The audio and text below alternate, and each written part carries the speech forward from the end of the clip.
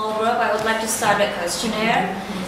It is a scandal or breakthrough. What do you think? I know it's not like 100% or 0%. You agree or disagree with this very debatable concept, but which one comes more? Let's see. Who say this is a scandal? Okay.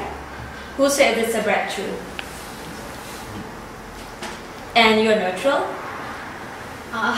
She wants to listen to the talk.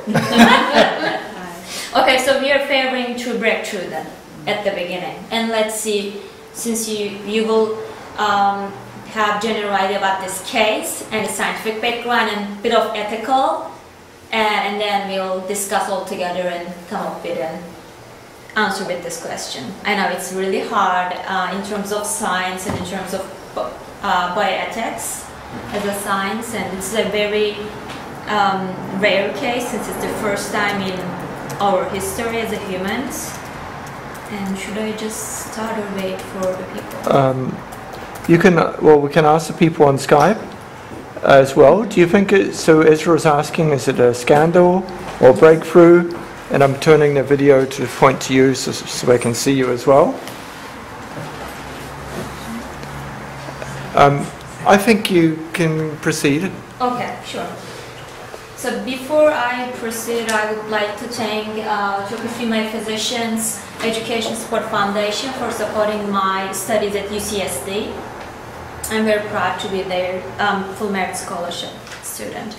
And why I chose this topic, because we recently wrote a letter to the editor and it's been accepted to publish. And I wrote this article with my professor of ethics, Elif from my medical school in Turkey, whom I'm very grateful. She also helped me with this presentation as well, and also introduced me to Professor Maser, so that I'm here having the opportunity. I'm honored to be here with you today. So today's agenda, I'm going to introduce what is an IVF, very basically, and what is this CRISPR called, the technology they use for gene editing, and what is the case actually. And then we're going to move to the scientific part and start the HIV and the CRISPR, more about CRISPR, and then what's going on in the clinical trials today. And then, maybe you want to see this one, Professor? I put your picture here because ethics is a huge and important part of the scientific research. And that's why I just put like long story cannot be made short, right? And I knew that he's going to speak after me about this topic. That's why I'm going to just touch the basics of biomedical bioethics. So at the end, I'm gonna sort of try to give a conclusion about this topic, and then we'll together discuss and come up with an idea. So what is IVF? So IVF is known as in vitro fertilization.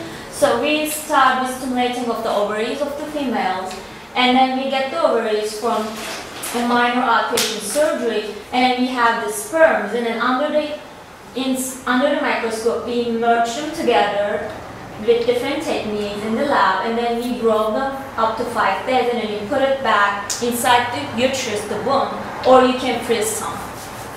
And after that we are looking for the good news. And what is CRISPR? So CRISPR stands for clustered regular interspace short palindrome repeat.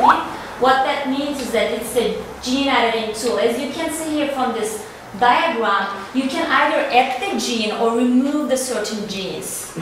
So this technique is very valuable in research.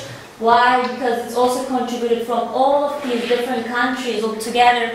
The scientists came together with this amazing technique. And what happened actually? So this scientist from China, and he released a video by saying that I have this couple where the prospective father is infected with HIV, and in order to help with this couple to have the healthy offsprings, I removed one of the genes that where HIV can go into the cells so that babies will be healthy, right? And this is amazing, right? It's a good news, and when I was reading the description from this video, all in my hand was what? In a good sense and a bad sense, because I was like, oh my God, it is amazing. Why? Because we achieved something else to help people to reproduce with HIV to have healthy offsprings. However, there is this ethical concerns on this subject as well, and we're going to go through this. And what happened to this scientist is that he received 3 years in jail instead of a medal and almost a $500,000 fine. And what is HIV basically? So how can a human being can get an HIV? So here we can see 2 different receptors bound to our cells so that HIV can go inside and infect and spread out as well. But the problem with this case, criticized by the scientists, is that so he targeted this one, CCR5, but there are others, and CCR5 is not the only one that should be targeted. This is one of the things. However, it's quote-unquote from our article is saying that since HIV is not only physically but psychologically deliberating both culturally and socially, that's what we're here to discuss as well, devastating too. So this case can be considered as a promising option for the people infected with HIV to have healthy offsprings. So what is CRISPR actually? So I said like it's a gene editing tool, and which is awesome, but however, this is not 100% effective, meaning that you're claiming that I prepared this laboratory protocol, I'm going to delete the CCR5, but it is not 100% success rate. And meaning that these babies are not fully protected by getting an HIV once, it's because CRISPR is not perfect yet. And the other thing is that CCR5 gene is not the only gene that HIV can go into through the cells to infect. And because of the gene editing, the facts, or the scientific background of its imperfectness, we can say that these babies are in a great risk of developing neurological deficits. I'm going to read this quote-unquote because he gave an interview with one of the really big scientific journals, Nature, saying that he only were able to remove the gene from one of the babies. So this was a twin pregnancy. And as you can see here, one of the babies saying, keep calm and carry on, I'm healthy, I'm good. And the other baby is saying, now panic and freak out. Why is that? Because he wasn't able to, or he didn't, I'm not sure about which one is true, but he said like, in our one of our copies left CCR intact, meaning that he didn't delete the gene one of the things. And again, I was saying that this technique is not perfect yet. And if you can see from here, the scientists are really working hard on this to make this technique more efficient and more effective. So they're still working with the yeast cells, mouse neurons, and human cell lines, not with the actual humans yet. We are not there yet. And when I was preparing for this presentation last week, and I just saw this article from the really big journals in science. They were saying, like, you know what, we tried this technique, and it still contains pitfalls. Why? For example, they tried to remove a gene, and they said, like, you know what, we had unwanted insertions of donor DNAs. And what are we doing with the rather than reproduction side of it, but rather than helping the people with cancer, for example? If you go to the clinicaltrials.gov, what we are going with the adults, so you will come up with 33 clinical trials up to date, and 15 of them are coming from China, actually. Since this case is from China, I would just like to point it out. So, I told you that we can do it in the lab, so should I just go and do it? Can I, or should I? I can, right? I told you that, but should I? Or should I just let somebody else to do that? Well, actually, I can doesn't mean that I should, or I will, right? We need to have an IRB. This is the fundamental of the research conducted in 21st century. And in my country, you have to get an IRB from your institution, university or hospital, and you have to also have to have the IRB from the Ministry of Health if you're introducing something new to the human body. Saying that, so one of the questions that I came to my mind when I was first heard about this case, how did he get an IRB and how he convinced the couple to get this treatment, right? And it comes like IRB and informed consent. It's a 23 pages informed consent, and I couldn't find a word IRB or institutional board review at all. It was full in English. But when I was reading the informed consent, I came up with this sentence. And since I'm not a native speaker, I just questioned myself, wait on a second, you have to check this word. I understand, but am I right? Because it is a scandalous word, because you're taking the patient autonomy. Once you sign this informed consent, quote unquote, you can't take it back. So if we go to the ethics part of this case, first of all, this scientist hasn't followed the primum non nocere. So it means that first do no harm, and this is taught by the medical schools, all the medical doctors, but saying that the person wasn't a medical doctor at all. And I'm not sure if he had any lectures on ethics or bioethics at all during his education.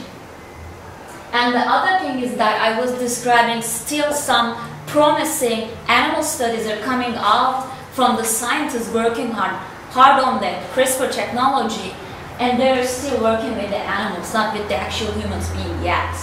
So the person failed from this part, basically, ethical perspective. So I was looking at the articles from PubMed, and I found this one. And I should say that I agree as a scientist, and he maybe probably will win. But if you look at the journal and who wrote this article, maybe we should hear more about the ethics people and also the medical doctors, what their thoughts about it. Once, if somebody can do something else and we just, as a medical doctor, okay, I'm gonna do it. It's not just like that. And the other thing about the ethical perspective of this case is that the fundamentals of the biomedical ethics that I'm sure that you do know more than I do, but just to repeat maybe, the Declaration of Helsinki wasn't followed at all. Why? Because the principle 2 states, quote unquote, research involving humans should be scientifically justified and described in a clear, detailed protocol. I think he, unfortunately, didn't follow this principle in his research at all. And back to the story, the case began with the father was being infected with HIV. So it doesn't mean that these people shouldn't reproduce at all. On the contrary, reproductive rights are human rights, and we should, as a doctor, as I'm saying, we should be there for our patient to help them to have healthy offsprings. And if you go back to the history of IVF, I didn't know because before this case, and I was just reading, and I learned the breakthrough in human reproduction, IVF, is almost 40 years old. And if you look at the first case from the UK, and I found this book, it was saying that IVF was experimental at that time still. And then the woman who gave birth to the lovely Louis, she wasn't informed about that. The IVF at that time was still experimental, and there is no healthy offsprings yet. She learned it afterwards. As a conclusion, I asked the question, the gene-edited human babies, is it a scandal and or together breakthrough? So I know this is a really hard question to answer from scientific and ethical perspectives as well. So I just put this image. Why? Because this is not just white and black issue. There are so many colors in between, and we are going to get there by thinking, and in the future maybe we will appreciate this person rather than putting him in jail. So right now we can say this breakthrough, quote unquote, remains as a scandal. Why? Because introducing a scientifically imperfect technique into human embryos and not following the current ethical standards of human research. So for discussion, I used this image before. Maybe it's this professor, the mentor of this person, the scientist who conducted this experiment. According to the news from Science magazine, he emailed this person, the scientist, emailed the head by saying, wow, that's a quite achievement. And then he gave the interview to the Science and he said, oh, I certainly don't approve what he did. So should we just change our minds to whom we are asking the question or to whom we are replying the question? Or should we just look what is the evidence and what is the case and where we are and what should we do? And that's why I put these two different dancers. They're turning around and someone said like, she's turning from left to right and right to left. So this is an easy question. Why? Because it's binary, right? Left or right, you have like 50% shot. But for this case, this should be understood deeply, scientifically and ethically, so that we can help people with HIV to have healthy offsprings. However, right now, maybe we need more and more animal research to produce, you know what, we can now, it is the time to try human embryo enhancement. Thank you very much for your attention. Thank you very much. We're going to, thank you for the picture. We need to, Yes, let's go back. Let's go back. So thank you, and then you're going to ask the question to people now at the end? Mm-hmm. What's the question?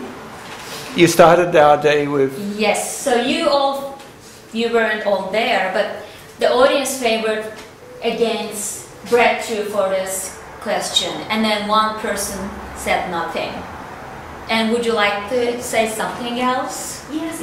What do you think right now, after all of these informations? And yeah, it's a very much interesting topic to me. So I had very limited knowledge about it, but I want to get more knowledge because in future I also can try this this one. So how can I get involved with this type of research? To do it or to be the patient? Yeah. or to approve the IRB? Yeah. Yes. I think we are going to hear more and more because I didn't put that, but right after this scandal went through the medical field and the news and everywhere, one of the scientists from Russia, and he said, you know what, I'm going to try as well. And then what happened, I have no idea. But I'm sure like their scientists and the patients are asking for this. Mm-hmm. But we should still, as scientists and from my perspective, the medical doctor, we should be still acting for the best interest of the patients for the gold standard treatments first. Please. I think I totally agree in terms of acting for the benefits of the patients. I think in this particular case, which was the subject of our meeting a year ago, January, in Bangkok, mm-hmm. and from the research that I did, the scandal element or why he became, the situation ended up as it was. First of all, from what I was reading, the twins did not have the susceptibility gene that he was supposedly editing for, so they may have been better off without having that, without having the whole procedure, rather than doing something for him to try and get a trophy on these human beings who didn't have the problem that he was supposedly curing. That was one thing. And the other was that in that situation, people at the top of his field, from Stanford, from Harvard. He was from Stanford. And other institutions, other people at the top of the field didn't advise him. His colleagues and those who he went to for information and who were his seniors advised him against it. So no one else in the field was supporting it, and it was considered that he did it sort of for self-interest rather than for the benefit of the babies or necessarily to advance the field. I think right now what the scientists are blind. Why? Because this is, everybody wants to do that, right? It's fascinating technology. I want to use it for the best interest of my patients. But the first thing is that, look at this example. Everybody wants to do that, but maybe, quote unquote, maybe they are not encouraged or they are not free of speech, freedom of speech as they are saying in America. So freedom of speech maybe is not provided. The atmosphere, because if you say this is a breakthrough, I totally agree with this person, he shouldn't be going to the jail.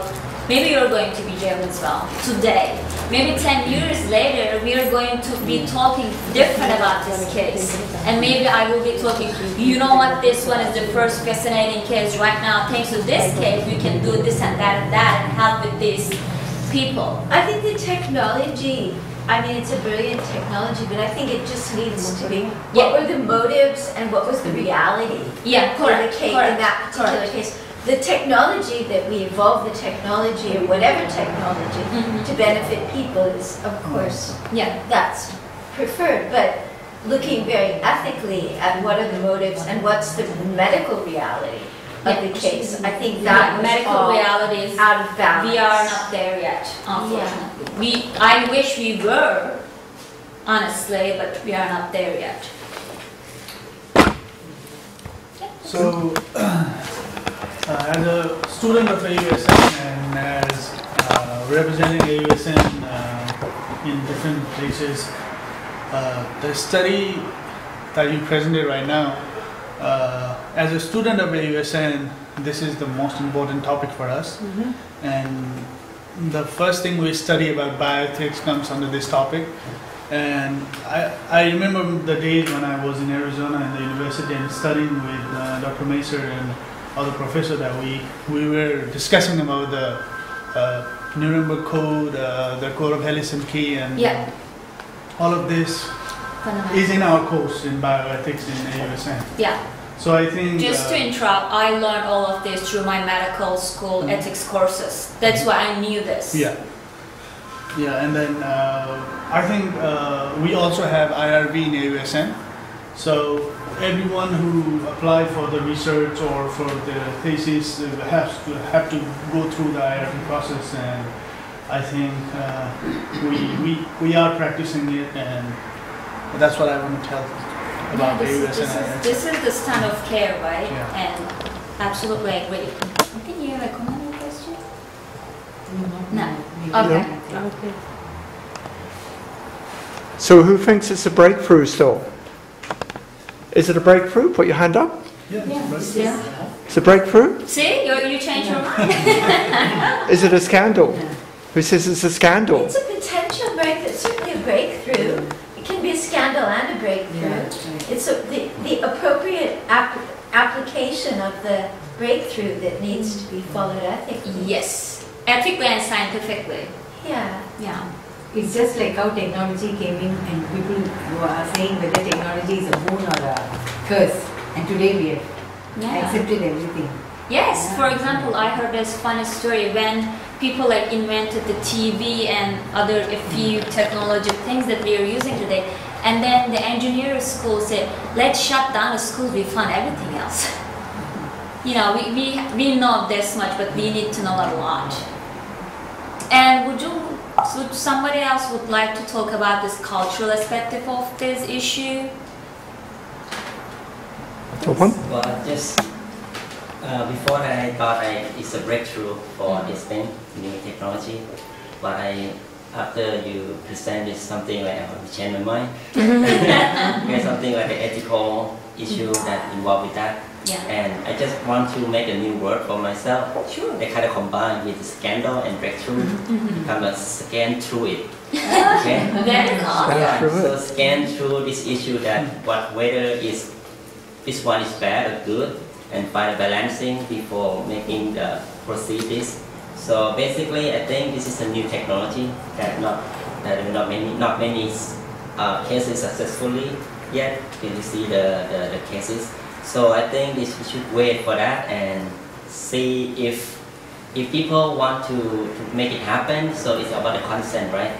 That you need to let them responsible for it. I think responsible for not only the patient, but I mean for the doctor who run the research, and just responsible together. And then let's see that if the new child is healthy, is successful. It's not, we have to be responsible for that. How we can let the kid or baby healthy to the next step for making. That's why we need more animal research, as you certainly pointed out, because human lifespan is quite long compared to, for example, a mouse lifespan is almost 2 years. So you can start the hundreds of mice if you want, and if you have the money, and you can target different genes, and then you can follow them for 2 years or 3 years. I don't know how long they are going to stay, but about 2 years. But you can't do it with the, like for example, with the monkeys, right? Their lifespan is quite long, and by the time we will go there, maybe the research will revise or move forward.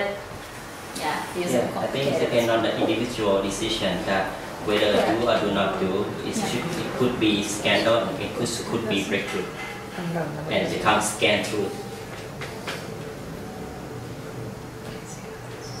So, one of my comments, thank you for the excellent presentation, but you did mention there's no ethics at all using this word, or he didn't have any document at all. I think we can say, instead of at all, we can say he didn't have enough. Because there's some balance, he is trying to do good, to balance the good, but he also,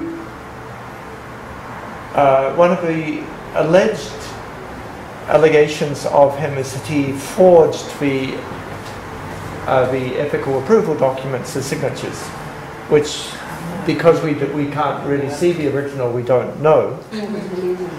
One of the words that you looked at was irrevocable.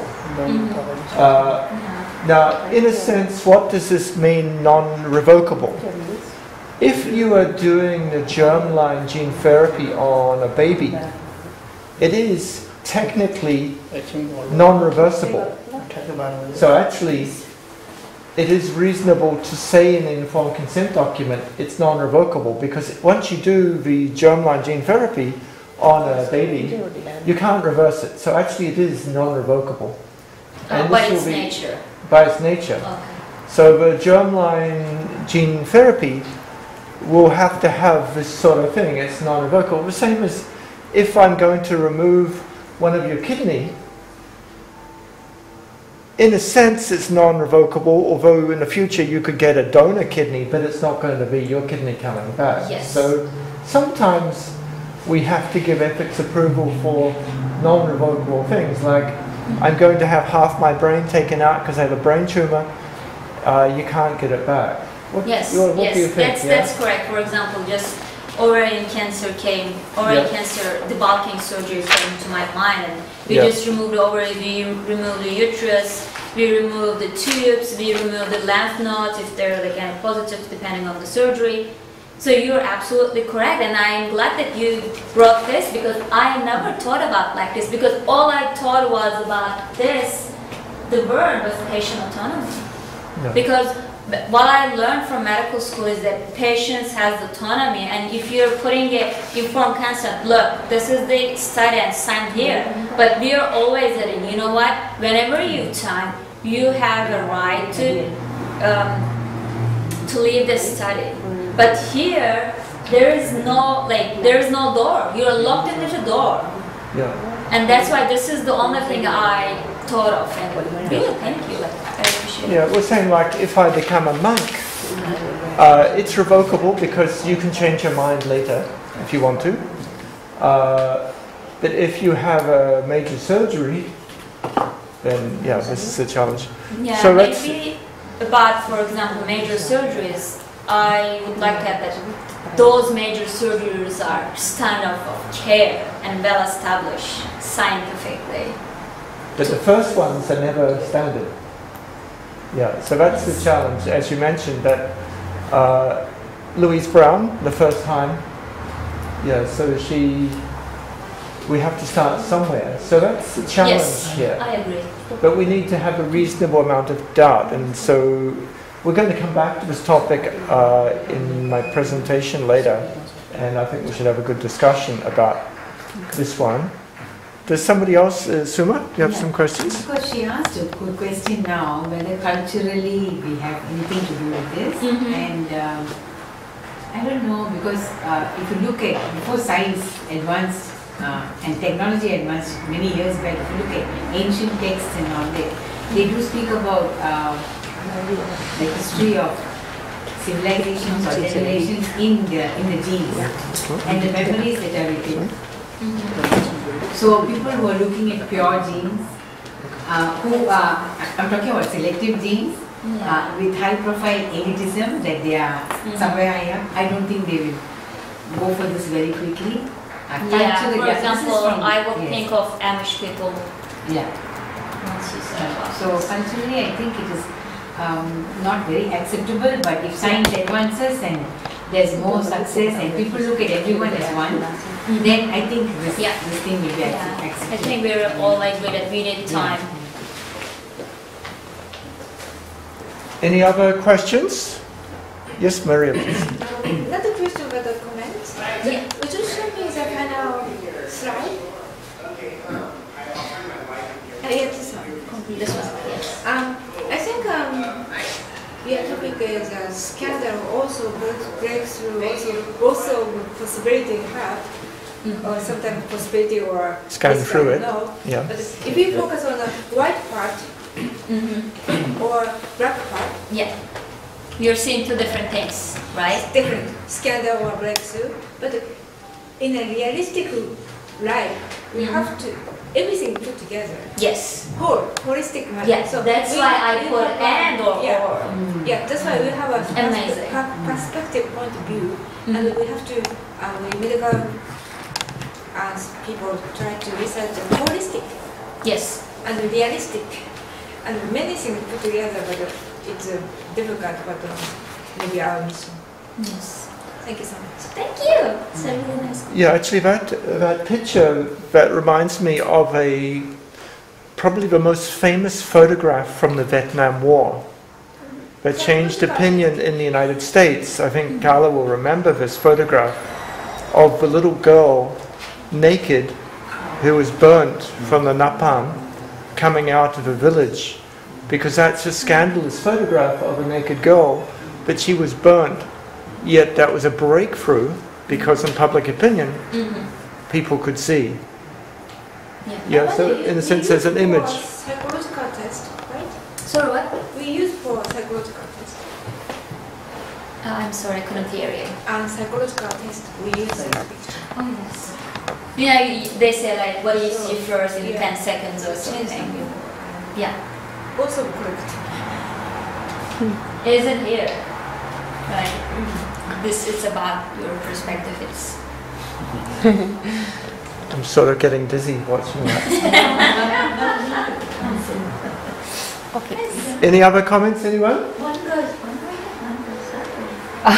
Yeah. So how do you think about how often do we say something to one person and another thing to somebody else? Like the quote at the end. Because we say well done, but to the public he wants to protect his reputation and say it was not ethical, but actually we say quietly as a scientist it was a breakthrough, well done. Yeah, exactly. So he's very honest. Is he honest to be deceiving? Or is he jealous not being done this? Yeah. I don't know. Thank you, Esra. Thank you all for your comments and contributions. Thank you so much.